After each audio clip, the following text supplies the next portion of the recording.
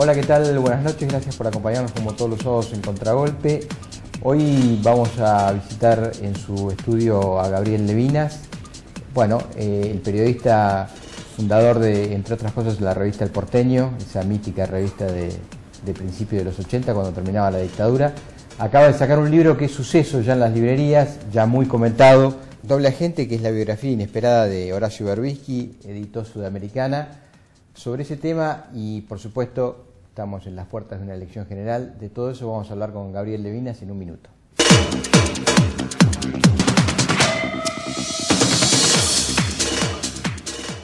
Crecer es brindar oportunidades. Crecer es motivar el desarrollo de la gente. Crecer es promover la cultura y el deporte. Queremos seguir creciendo junto a vos. Banco Ciudad. Te quiere ver crecer. 0822-20400. bancociudad.com.ar. ¿Quiénes deben vacunarse contra la gripe? Embarazadas, mamás antes de egresar de la maternidad, niños entre 6 y 24 meses, personas con enfermedades crónicas u obesidad, personal de salud y mayores de 65 años. Para ellos, la vacuna es gratuita en centros de salud y hospitales públicos de todo el país. Vacunate. Es bueno para vos. Es bueno para todos. 0800-222-1002.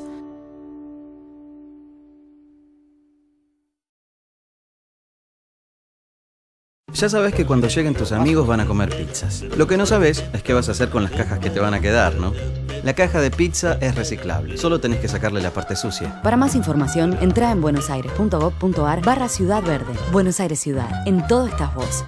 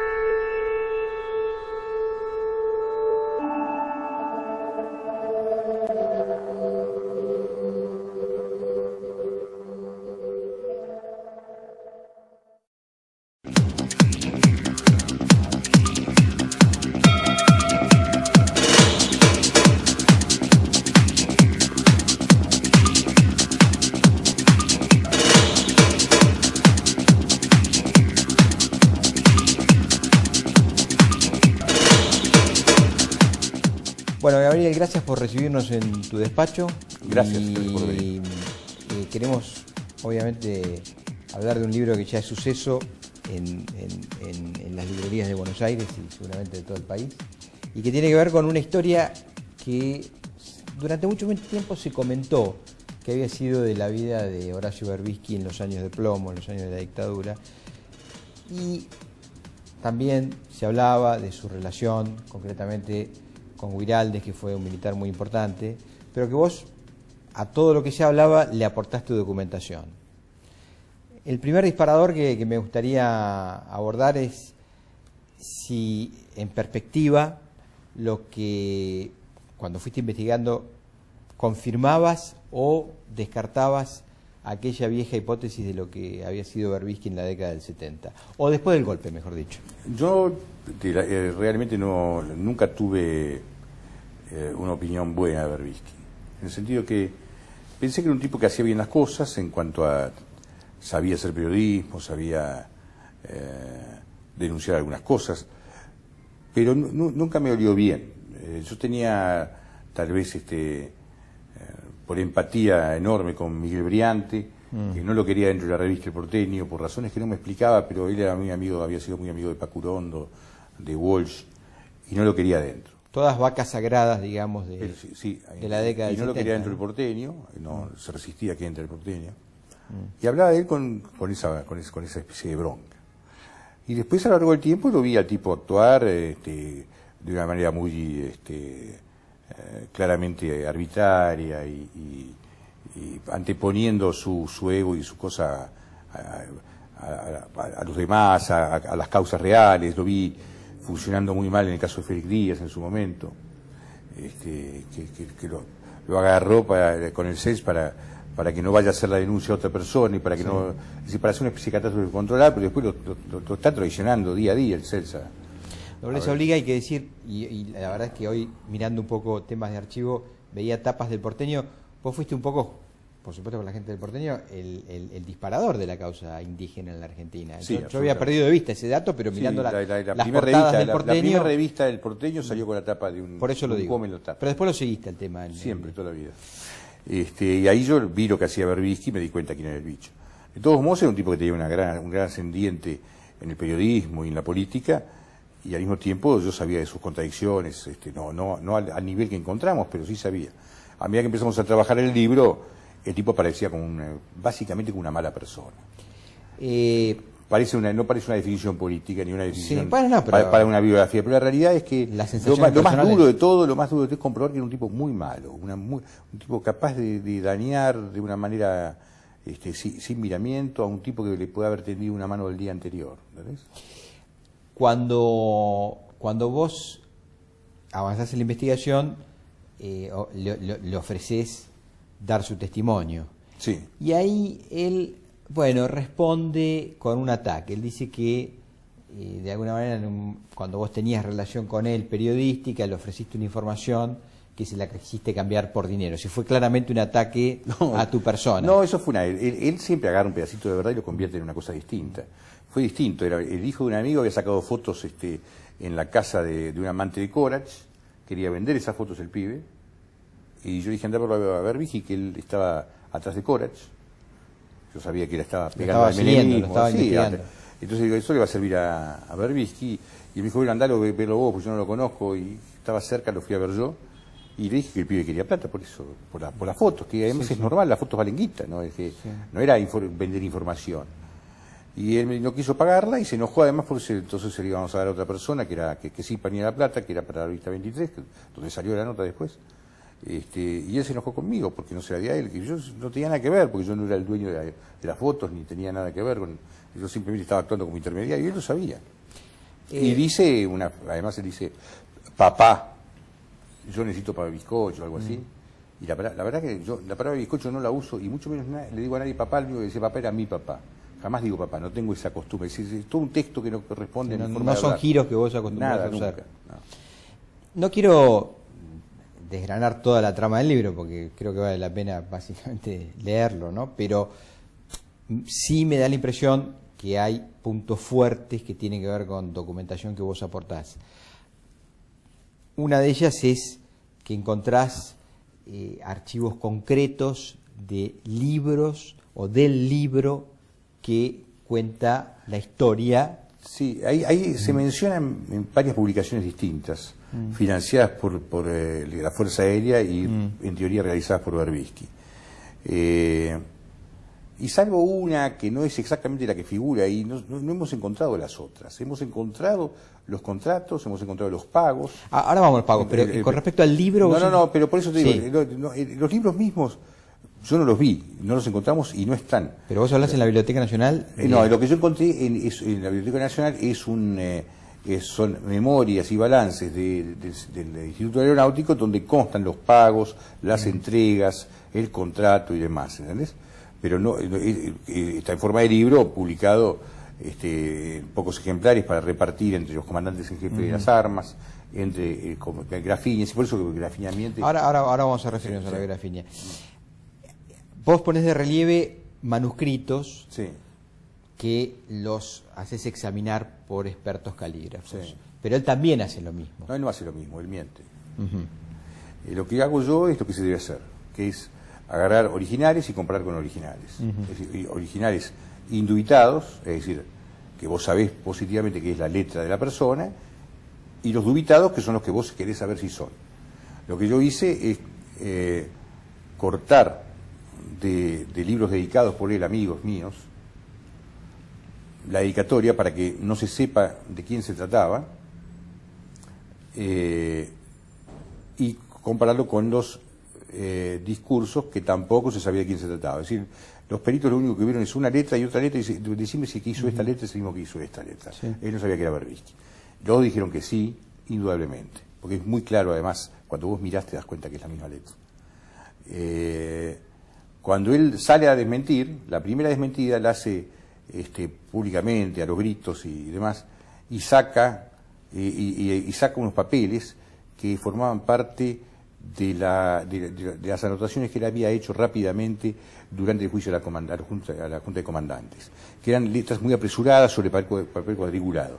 Aún así, cuando los miramos nos dimos cuenta que era la misma letra, parecía distinta inicialmente por la velocidad, pero cuando mirabas las palancas, la forma de los enganches, se lo dimos a un perito, y el perito dice, yo no puedo hacer un peritaje sin tener originales, pero en principio morfológicamente parecieran hechos por la misma persona. Pero además encontramos, lo hizo también el chico de la revista Noticias, la palabra cuando, en una y otra exactamente igual, como si fuese una firma, pero perfectamente igual.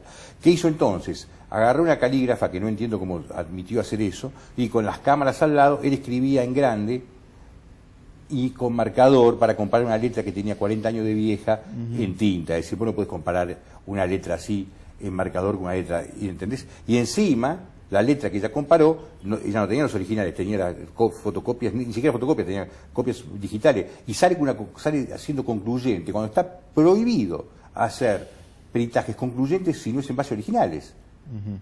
Y además, si vos te entrenás especialmente para desviar la caligrafía, entonces, ¿por qué no agarró directamente, lo haces? ¿Cómo se hace? Te sentás, digamos, te enyesás la mano el día anterior, durante un día entero, 20 minutos antes sacás el yeso y aunque quieras hacerlo igual no te sale. Por ejemplo, te doy un ejemplo. Son trucos que hacen los calígrafos. Entonces, ¿por qué no agarró directamente esas mismas papeles que me dio a mí, que como de él, que son parecidos en la época, y se los daba a la calígrafa, me pedían a mí el original, y lo hacíamos bien? ¿Por qué no lo hizo así? Porque él sabe que es de él.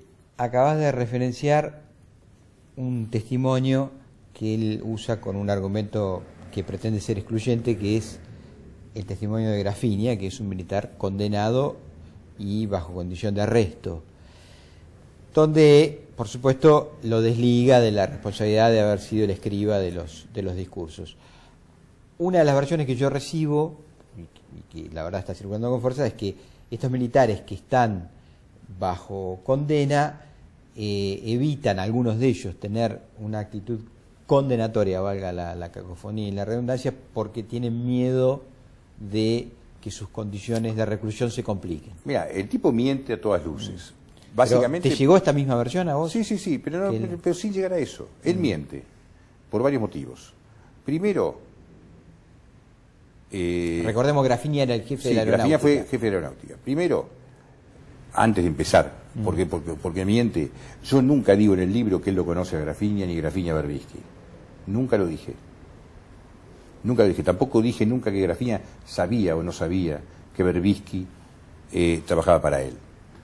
No hacía falta. Él trabajaba para el Comodoro y el Comodoro recibía plata para Berbisky del comandante en jefe, y esto podía saberlo o no saberlo el comandante, podía saberlo otra persona, yo no sé. No era, pero resulta que después nos enteramos que sí sabía. Fuera del libro, digamos, ya, cuando el libro estaba preso. Porque en las memorias que figuran además en el Instituto de Aeronáutica, en la cosa de la aeronáutica, y también en la Biblioteca Nacional, dice que el ejemplar número 1 de esas memorias se le entregó a Grafinia. Es decir, que Grafinia tuvo esos contratos en sus manos. Entonces, bueno, como decir, no lo leyó, puede ser. De todos modos, él sale a desmentir algo que yo nunca dije. ¿Se entiende? Segundo, aparece esta historia que vos decís, que es absolutamente cierta. Es decir, el juez que tiene bajo arresto domiciliario a Grafinia es Rafecas, que es íntimo amigo de Berbisky. Entonces, imagínate si el tipo va a decir algo que lo obligue después a Rafecas, enojado con Berbisky, tenga que mandarlo a Grafinia. Así que abandone la condición, por ejemplo, de prisión domiciliaria. Y lo lleva a una prisión, el sótano de una prisión de Tucumán. Entonces, obviamente no iba. Y además, un comandante en jefe o un alto oficial de una fuerza no puede nunca deschavar a la gente que trabajó para ellos. Es una ley, es como la ley de inteligencia. Vos no podés decir que este tipo fue informante tuyo, que fue espía tuyo, que fue agente tuyo. No podés decirlo. Imposible. No se puede. Vas preso. Pongamos el libro en perspectiva en el sentido de que, por supuesto, cuando alguien hace una investigación de esta naturaleza, aparte de buscar su verdad, intenta que funcione como un disparador para un debate tan complejo como el debate de los 70. Yo encuentro una primera ya gran polvareda que, a mi juicio, ha hecho mucho ruido, que es una acusación cruzada entre, vuelvo a repetir, dos vacas sagradas del movimiento montonero, Berbisky en tanto segundo oficial de inteligencia, segundo de Walsh, y Miguel Bonazo, que era, entre otras cosas, jefe de prensa del movimiento peronista montonero y fue jefe de prensa de Cámpora en el 73. Bueno, cuando digo acusaciones pesadas es ni más ni menos. Ya Berbisky Bonazo ya lo había escuchado cuando tu libro estaba por salir, hacer referencia a esta actitud de Berbisky en la dictadura, y hacía referencia también a la Fundación Ford.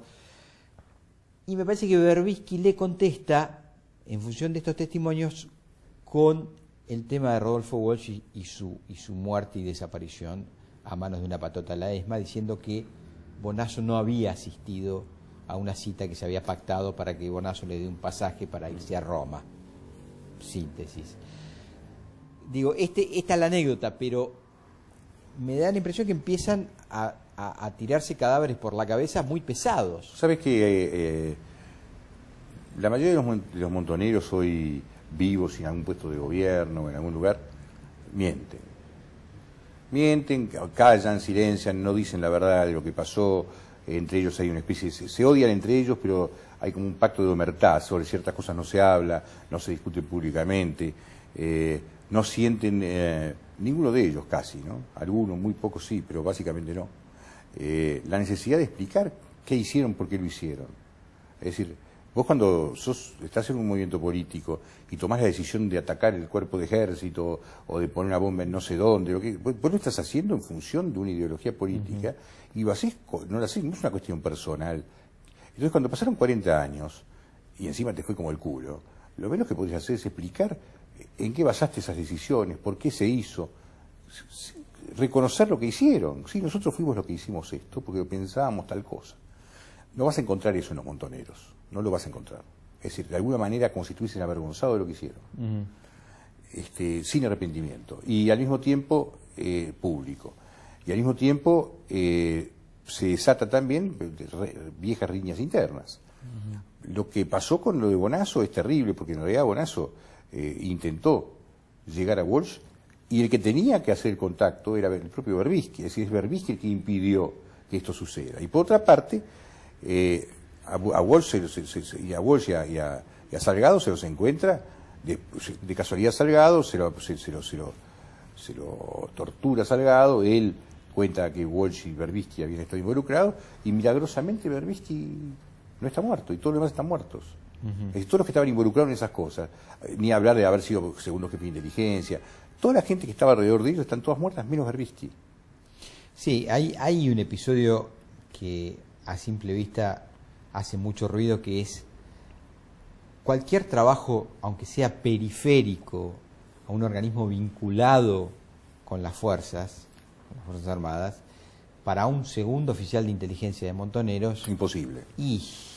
Imposible con nombre y apellido. No digo porque han caído verdaderos perejiles que estaban en kilómetros de distancia. Es imposible que él haya sobrevivido en la dictadura trabajando para la Fuerza Aérea con nombre y apellido durante 4 años, después de haber hecho las cosas que el tipo hizo y haber estado involucrado con lo que estuvo, si él no estaba haciendo alguna clase de doble juego.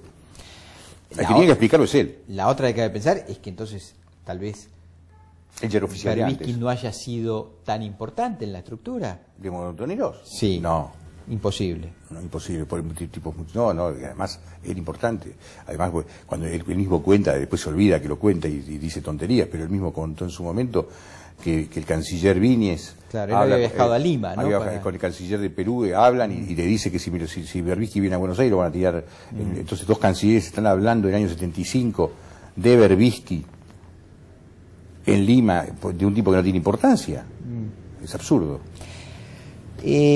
Haciendo un juego comparativo, a mí me llamó mucho la atención a un libro que también es de reciente aparición de un escritor español que se llama Javier Cercás. Bueno, que ha escrito cosas que a mí me parecen muy interesantes, Anatomía de un instante, sobre el golpe de Tejero en el 81 en España, pero últimamente sacó un libro que se llama El impostor, que es una historia, bueno, de un señor que supuestamente fue guerrillero republicano, después colaboracionista del franquismo, se hizo pasar por chupado en un campo de concentración nazi, volvió y en la democracia empezó a dar testimonios, y bueno, y daba clases en los colegios. Sí, nosotros pensamos ponerle hasta el impostor al libro. Sí. Cuando, ¿Te ganaron de mano? Nos ganaron de mano, sí, te ganaron de mano. Sí, pero la realidad es que es distinto, digamos, hay un engaño en ambos casos. Sí. Pero el impostor de Cercás no era un mal tipo, era un tipo que se arrogó un papel que no tenía, pero ayudó hasta a propagandizar en el buen sentido el tema del holocausto y demás. Sí. En el caso de Berbisky, no, el caso de Berbisky es un mal bicho que además traicionaba gente, no era gratis lo que hacía. Si yo lo comparo más con Corsi. ¿Te acuerdas de Corsi? Sí, perfectamente. Corsi era un tipo que fue encontrado que violaba chicos, que era pedófilo y no sé qué más, y era un tipo que enseñaba, daba clases, cursos sobre violencia de género. Psicólogo. Sí, psicólogo que daba clases. Entonces ahí tenés más, eso sería más parecido, más contradictorio. Es un tipo que te está hablando de la revolución y laburaba para los milicos. No, además porque Cercas dice, en un momento del libro es una cosa interesante, dice, esto es un relato de no ficción, porque la ficción la aporta el propio protagonista del libro. Acá no, acá hay hechos muy contundentes y muy reales. Pero en esa dirección, algo que me hizo también bastante ruido para discutir, y si tenés ganas de valorarlo, porque ya es una valoración, si querés, política, excede a en este caso, tu condición de escritor. Él dice en un momento, porque en España, en esos años de Rodríguez Zapatero, se llevó adelante la ley de la memoria histórica, que era una jugada para hacer una reparación de lo que fue la dictadura, lo que fue el franquismo. Y entonces él dice que la complejidad de analizar la historia desde los tipos que fueron actores, es decir, que fueron protagonistas de la historia, y que son, más que historiadores, son jugadores de esa historia, es compleja porque se tiende a distorsionar, porque perdés cierta objetividad, y sos muy subjetivo. Entonces lo que te quiero preguntar es lo siguiente: los 70... Bueno, se dieron mucha vuelta todos estos años, fue bastante remanida, pero a mi juicio, desde una posición bajada por el gobierno nacional, única, establecida e indiscutida. Sin embargo, me parece que hay bastante jugo. No, yo creo que hay una valoración. Pero digo, ¿se entiende el punto que quiero plantear? Hay una valoración errónea, idealista de lo que fueron los 70, que no es justa ni es correcta. La primera cosa es cuando te hablan de que mataron a lo mejor de una generación, que se perdió lo mejor de una generación, como si los tipos que se equivocaron eran mejores que los que no se equivocaron. Es decir, yo no iba a ponerse una valoración de la gente, que eran todos tipos que pensaban que la mayoría de los chicos eran chicos idealistas que terminaron dando la vida por un ideal, a veces voluntariamente, a veces ni pensaron que iban a tener que dar la vida, simplemente estaban en el lugar equivocado en el momento equivocado. Pero digamos, yo no me parece que un chico que toma el camino equivocado, que agarra lo que sería una metodología revolucionaria que en otras circunstancias puede ser la adecuada, si vos escogés una metodología inadecuada en el momento inadecuado, no estás haciendo una buena cosa, estás haciendo algo complicado. En cambio, el tipo que dice no es el momento, es más sabio que el otro, digamos, se da cuenta que no es el momento. Entonces, ¿por qué es mejor el que se muere que el que no se muere? Ahí se empieza a plantear una situación donde el que quedó vivo no es tan bueno como el que se murió. Eso es una cosa que nos vendieron y no es cierto. Yo conozco un montón de gente, todo el PO, por ejemplo, estaba en una posición muchísimo más correcta que los montoneros o que los serpios. El PO sabía que no era correcto, ellos pensaban en otra cosa. Perdieron algunos militantes porque para el policía o para el milico la diferencia entre el PO y el PRT no sé si la entendía, pero yo sí la entendía. Y ellos más. Y ellos estaban en la posición equivocada, no, ellos estaban en la posición correcta. Los que murieron estaban en la posición equivocada. Entonces a mí me parece que ahí empieza la primera distorsión, a plantear que a esos chicos, no solamente como pibes, como víctimas, que lo fueron, y como víctimas heroicas, que en algunos casos también lo fueron, pero al mismo tiempo estaban con un planteo equivocado, porque políticamente inadecuado para el momento histórico, y además se demostró como inadecuado porque ellos pensaron que podían llevar adelante un proceso revolucionario sin los elementos, sin la preparación. Una de las cosas que surge al analizar el libro es la precariedad, la irresponsabilidad que tenían los dirigentes montoneros para armar lo que armaron. No sabían nada, no tenían el más mínimo entrenamiento militar. No había una situación de necesidad en la que teníamos que salir a matar gente porque si no nos mataban a nosotros. No era una resistencia contra el nazismo, era otra cosa. Fue una decisión política previa a la dictadura de utilizar las armas como metodología revolucionaria en un contexto donde ellos mismos no estaban preparados para hacerlo y mandaban a los chicos a la muerte sin la preparación necesaria para poder afrontar esa situación. Entonces yo creo que todo eso tiene que ser revisto, tiene que ser evaluado y reevaluado por la sociedad. Yo no estoy diciendo con esto que entonces viva la derecha ni nada que se le parezca, y que está bien lo que hicieron los milicos ni nada que se le parezca. Los milicos tienen que estar presos por genocidas independientemente de esto, pero también tenemos que poner en su justo lugar qué es lo que pasó en los 70, y los pibes que pensaban, la gente que en su momento pensó que la violencia era el camino, fueron utilizados por aquellos que sabían que la mejor manera de parar un proceso revolucionario era acelerándolo. Porque si vos al proceso revolucionario dejás que funcione normalmente, no lo para nadie. Cuando vos lo acelerás, que es un viejo truco de los soviéticos, acelerar lo que vos no podés parar. A vos, en varios reportajes, a propósito del libro, te vi incluso reivindicar la tarea de Berbisky en la democracia para acá, en tanto, digamos, impulsor de juicios a genocidas. No, y también de luchador contra la corrupción, que digamos, lo extraño en Berbisky, además, es que el tipo que fue un gran luchador de la corrupción durante el menemismo, cosas muchísimo más graves o iguales se las cayó sistemáticamente durante todos estos 10 años. ¿Y cómo puede ser el mismo tipo que hizo de la lucha contra la corrupción su bandera, y donde él creció y se convirtió en un tipo importante, todo eso lo cayó? Es decir, frente a hechos de corrupción indiscutibles que hay en este momento, no dijo una sola palabra nunca. Gabriel, gracias por recibirnos en tu estudio y esperemos que el libro ayude, bueno, por lo menos a tener una omnicomprensión de lo que fueron los trágicos años 70. Muchas gracias. Gracias por el llamado.